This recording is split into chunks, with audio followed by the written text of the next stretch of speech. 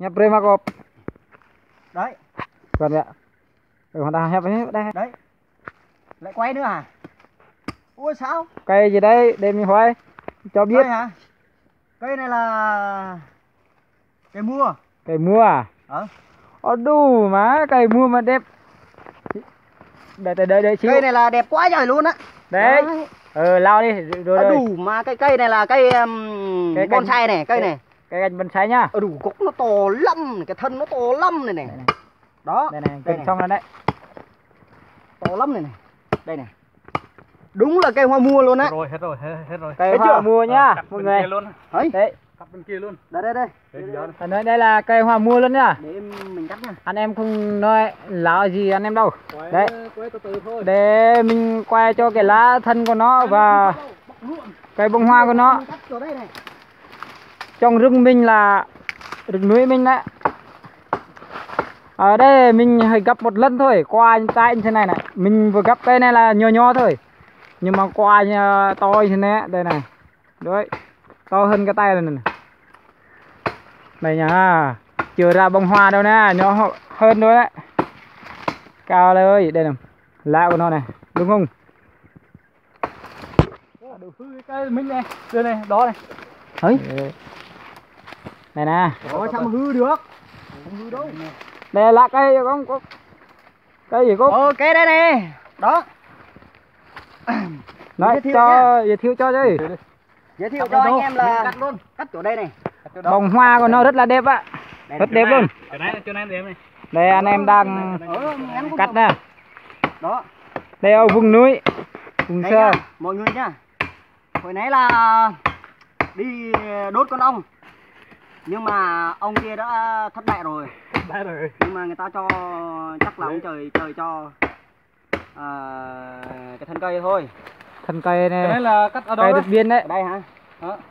Rất là đẹp này, cắt đây này. Cây hoa là đứt biên luôn á. Đó. Không phải nơi lạo anh em đâu nhá. Đây là cây của mình đứt ong này. Đây này. Sang mình đứt ong này. Nó có cái thế của nó. Đây này. Rất là đẹp. Thấy chưa? Đây này. Đây này.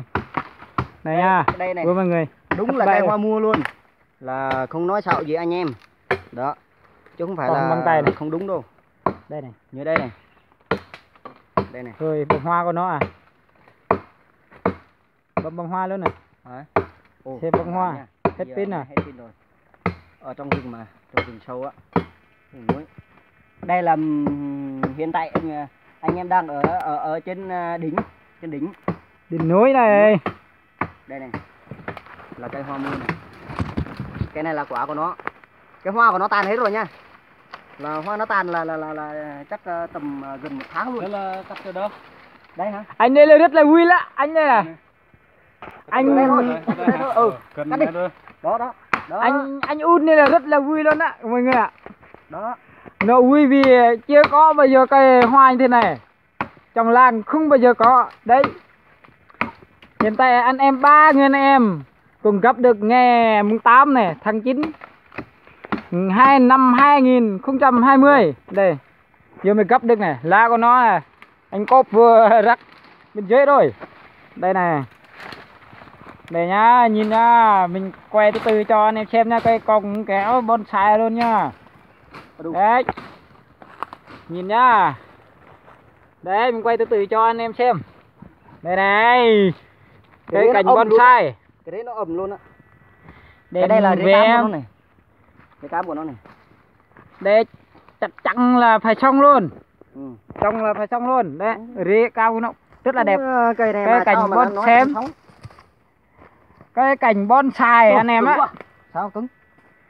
Chưa đứt. Chỗ đây. Rồi bác này mình sẽ làm clip cho anh em xem. Rồi hai anh em từ bác này, đây từ chất này. Mình chỉ đi làm cho clip. Đi quay clip cho mọi người xem thôi. Mong anh em thông cảm nhá. Cái này nặng quá. Anh cốp này vừa nói là giá của nó là 10 triệu. Còn anh un kia nói là giá của nó là 20 triệu. Đấy. Còn mình thì mình không nói rồi. Cây này là mình quý hiếm giá nhất thì trời. Nếu là mình bán cây này không có đâu. Cây nếu là mình bán là cây này là không có. giá 1 tỷ đấy mọi người ạ. Mình biết ạ. Chắc chắn tìm Chắc là hoặc ở vùng Gia Lai mình là chưa bao giờ có luôn cây hoa này này. Hiện tại là một cây Cái này là cây ông trai thông cho minh thôi, một cây này một ông trai cho thôi. Nhưng mà có cây nhỏ thôi, nhưng mà bông hoa của nó rất là nhỏ. 3 người luôn. Còn cái này là bông hoa của nó Người là to đẹp lắm. đó. Một người bên kia còn Đây này, Người là bên này. bông mắt của nó này nhìn to thế này, nếu mà làm sao mà mình cặp bông hoa là được á. Cái đấy á. mà vác được hai người. Đây này.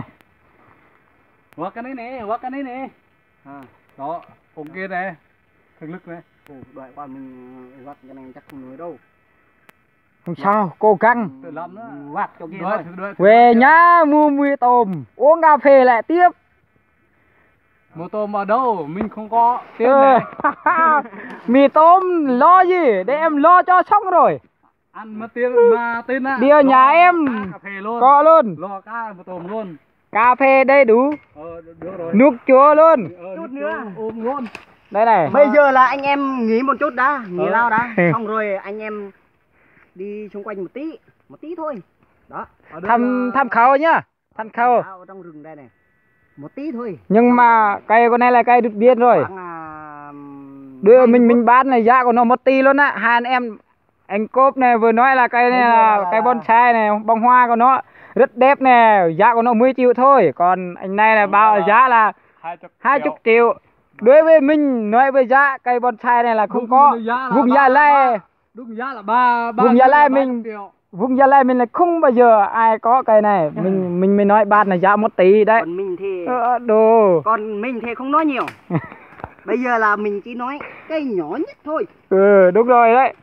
Cây Là nho cây đây là độc lạ Đây nhất. là cây to này, hết cái to rồi. Cây độc lạ nhất. cây độc lạ nhất thế giới. Đúng rồi, đấy. Mình á Nó. muốn nhổ về cái Có- cây này thôi. Mình làm về luôn á. Làm Muốn nhổ Cái về bông hoa thôi. này, Bông đồ hoa. cây độc lạ nhất thế giới đấy. Còn mình á không trồng mấy cái cây độc lạ. Nhưng mà cái cây này là ở nhà mình không có. Đúng rồi, cái đây là bầu bơ châu đẹp lắm. Hiện giờ thì bây giờ thì anh em đang định đào cái cây này.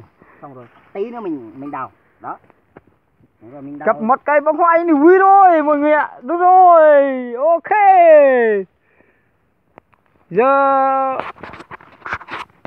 Giờ clip của mình sẽ dừng tại đây nha nè.